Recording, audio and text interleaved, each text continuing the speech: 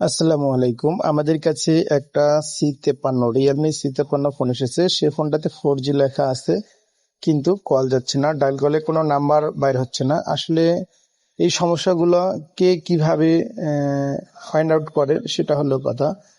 আপনি সিম ম্যানেজমেন্টে যাবেন, গিয়ে চেক করবেন ডাটা।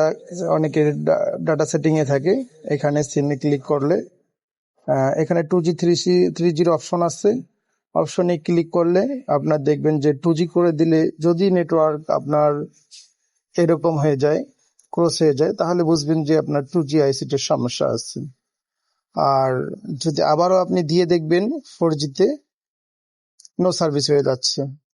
এখন এটা আপনি আবারও 4G করে দেখি আসলে সমস্যাটার সমাধান হয় কিনা। এখন আবারও আমরা ঢুকবো ফোনের সেটিং এ গিয়ে আপনার 2G যেখানে আছে সেখানে আবারও যাব।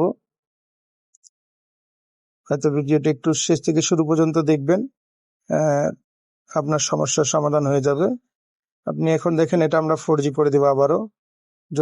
4G করার সঙ্গে সঙ্গে যদি নেটওয়ার্ক চলে আসে তাহলে বুঝবেন